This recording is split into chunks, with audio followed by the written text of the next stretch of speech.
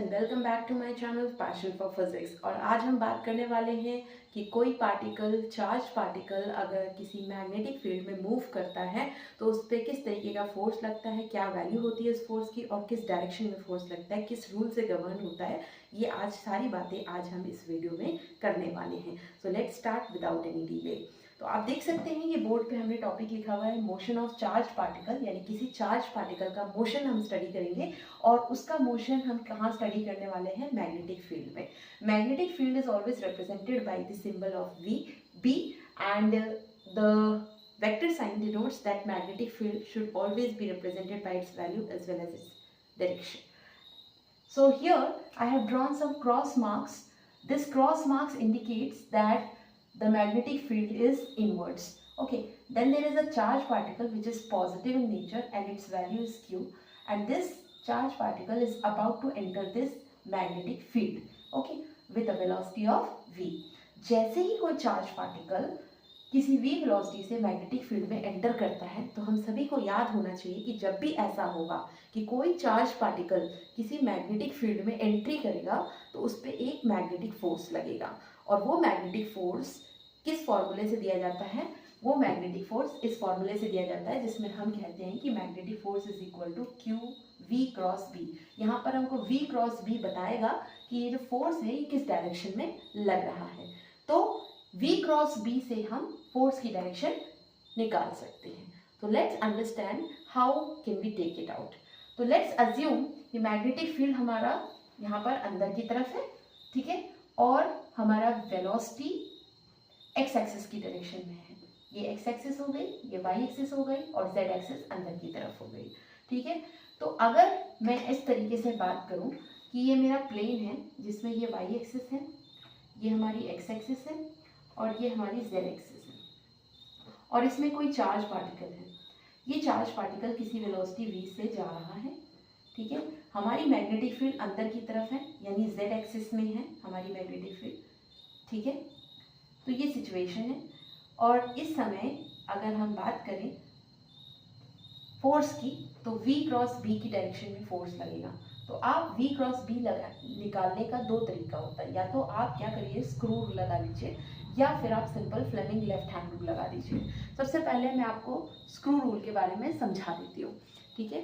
Screw rule के हिसाब से आपको क्या करना है, v से b की तरफ अपने स्क्रू को घुमाना है, ठीक है। तो ये चार्ज पार्टिकल है, v आपका इधर हो गया, b आपका अंदर हो गया, ठीक है। तो ये v हो गया, b अंदर हो गया। आपने क्या किया, v से b की तरफ अपने चार्ज के मोशन को ऑब्जर्व किया। ये v है, ये b है, v से b की तरफ जाना है यानी this is going in anti clockwise direction. जब आप v से b घुमाएंगे आप बॉटल का कैप अज्यूम कर सकते हैं कि किसी बॉटल के कैप को या किसी स्क्रू को आप जब v से b की तरफ घुमा रहे हैं यानी इन एंटी क्लॉकवाइज डायरेक्शन घुमा रहे हैं तो वो स्क्रू कहाँ मूव करेगा? वो स्क्रू ऊपर की तरफ मूव करेगा।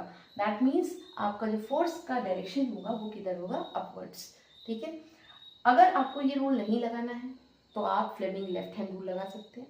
फ्लेमिंग लेफ्ट हैंड रूल ये कहता है कि अगर आप अपने लेफ्ट हैंड को इस तरीके से देखें कि आपका थंब, फोर फिंगर और मिडिल फिंगर तीनों राइट एंगल्स में हो तो इस केस में thumb will denote the force, middle finger, four finger will denote the magnetic field, and this will denote your direction of current or you can say direction of positive charge, because positive charge की जो direction होती है वो आपके इस जो current की direction होती है वो वही सेम होती है। तो हम यहाँ लिख देंगे F, ये हो गया B और ये हो गया I। इसको रिमेंबर करने का एक तरीका है कि in your left hand you have to remember father, brother and I। तो फादर, ब्रदर, आई के हेल्प से हम रिमेंबर कर सकते हैं कि ये फोर्स है, ये मैग्नेटिक फील्ड है, B for magnetic field and I for current which is your positive direction, positive charge direction. तो यहाँ पर हम इसको अप्लाई करके देखते हैं कि क्या हमारी फोर्स की डायरेक्शन वही आ रही जो पहले स्क्रू रूल लगा के आ रही थी। Let's see, magnetic field is pointing inwards, this four finger is pointing inwards, velocity is in this direction, so the force is coming upwards. So if the force is coming upwards, this charged particle will experience some force in the upward direction and it will start moving in the upward direction. Once it comes here, जैसे ही ये यहाँ पर आता है, अब इसकी velocity किधर हो जाएगी, इधर की तरफ हो जाएगी। ठीक है, अब हम फिर से इस पे अप्लाई करके देखते हैं। Velocity is in the upward direction, magnetic field is still inside, तो मैग्नेटिक फील्ड अभी भी अंदर की तरफ है। ठीक है, और वेलोसिटी अब कहाँ है, ऊपर की तरफ है। तो ये है, तो अब फोर्स किधर लग रहा है, अब आपका फोर्स लग रहा है लेफ्ट साइड में। तो इसका मतलब अब ये चार्ज पार्टिकल की टेंडेंसी होगी लेफ्ट साइड मूव करने की। सपोज करिए यहाँ भी मैग्नेटिक फील्ड अवेलेबल है, तो जैसे ही ये यहाँ पहुँचेगा, ये चार्ज पार्टिकल यहाँ पहुँचेगा, तो अब क्या होगा, लेट्स सी। अब इसकी वेलोसिटी इस डायरेक्शन में हो गई। अब देखते हैं कि फोर्स की डायरेक्शन क्या हो गई। तो फोर्स की डायरेक्शन देखने के लिए हम क्या करेंगे, फिर से रूल लगाएंगे। Magnetic field is inverse, velocity is, magnetic field is inverse, velocity is in the left side and the force is coming down, so now it will start going down। ठीक है, तो इस तरीके से हमने देखा कि जब जब पार्टिकल पे वेलोसिटी का डायरेक्शन बदल रहा है तब तब फोर्स की डायरेक्शन भी बदल रही है। तो particle is moving in a circular path. अब ये जो पार्टिकल है ये सर्कुलर पाथ में ट्रैवल करने लगेगा। ठीक है, तो सर्कुलर पाथ में कब ट्रैवल कर रहा है, जब हमारी वेलोसिटी जो है बी के परपेंडिकुलर है। बी हमारा कहाँ है, मैग्नेटिक फील्ड कहाँ है हमारा, अंदर की तरफ। वेलोसिटी कहाँ है, बोर्ड के प्लेन में। तो हमेशा जब भी पाथ सर्कुलर हो रहा है तो वेलोसिटी और मैग्नेटिक फील्ड ये दोनों एक दूसरे के क्या हैं, परपेंडिकुलर हैं। तो in this case we can remember that if velocity is perpendicular to magnetic field, then the force value can be written as QVB sin 90 which is equal to F is equal to QVB। ठीक है, ये हमको बात समझ में आ गई। अब जैसे ही सर्कल में कोई चीज़ घूम रही है तो हमको पता होना चाहिए कि अगर कोई चीज़ सर्कल में घूमती है तो उसमें एक सेंट्रीपिटल फोर्स लगता है जो कि सेंटर की तरफ होता है। तो लेट्स से कि ये हमारा चार्ज पार्टिकल है जो कि सर्कल में घूम रहा है because of this magnetic field. And अगर इस चार्ज पार्टिकल का जो सर्कल है इसका रेडियस है r, तो अब हम जानना चाहेंगे कि अगर ये चार्ज पार्टिकल इस सर्कुलर पाथ में घूम रहा है in the presence of magnetic field, तो इसका जो रेडियस होना चाहिए वो क्या होना चाहिए। उसके लिए हम क्या बोलेंगे कि जब भी कोई चीज़ सर्कल में मूव करती है तो उसके अंदर एक सेंट्रीपिटल फोर्स लगता है जो कि उसको हमेशा सेंटर की तरफ खींचता है, और वो सेंट्रीपिटल फोर्स की वैल्यू हो गई, let's say that centripetal force is Fc and this should be equal to the magnetic Lorentz force that is Fb। ठीक है, तो सेंट्रीपिटल फोर्स की वैल्यू होती है mv²/r, जिस स्पीड से ये घूम रहा है that velocity mv²/r, it is equal to the magnetic Lorentz force which is equal to QVB। तो QVB as we know that V is perpendicular to B, यहाँ पर जो मैग्नेटिक फील्ड है वो क्या है, इनवर्ड्स है, इसलिए हम sin 90 लेंगे जिसकी वजह से हमारा फोर्स क्या आ जाएगा, QVB। अब इसमें से वेलोसिटी कट गया तो यहाँ से r की वैल्यू निकल गई mv/qb। ये है हमारा रेडियस का इक्वेशन जो कि इस सर्कुलर पाथ का रेडियस होगा जिसमें आपका चार्ज मूव कर रहा है। तो हमने एक बात यहाँ पर सीखी कि जब भी कोई चार्ज पार्टिकल किसी मैग्नेटिक फील्ड में परपेंडिकुलरली एंटर कर रहा है तो उसमें एक मैग्नेटिक लॉरेंट्ज फोर्स लगेगा जिसकी वैल्यू होगी QVB, और वो सर्कुलर पाथ में ट्रैवल करने लगेगा जिसका रेडियस होगा mv/qb।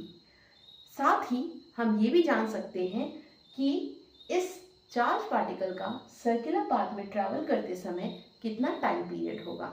उस टाइम पीरियड को निकालने के लिए हम सिंपल मेथड लगाएंगे and that is speed is equal to distance upon time. आप सभी को पता है कि स्पीड इज इक्वल टू क्या होता है, डिस्टेंस डिवाइडेड बाय टाइम। और यहाँ से आपने क्या किया, टाइम की वैल्यू निकालनी है तो आप क्या करेंगे, डिस्टेंस डिवाइडेड बाय स्पीड करेंगे। सो एक पर्टिकुलर कंप्लीट सर्कल बनाने के लिए डिस्टेंस कितना होता है, सर्कमफ्रेंस के बराबर जो कि होगा 2πr, और स्पीड कितनी होगी हमारी v। ठीक है, आप इस इक्वेशन से देख सकते हैं since r is equal to mv/qb, इस इक्वेशन से मैं r/v की वैल्यू निकाल सकती हूँ, that will come out to be m/qb, और यहाँ से हम r/v की वैल्यू इस इक्वेशन में रख देंगे तो टाइम पीरियड निकल आएगा 2πm/qb।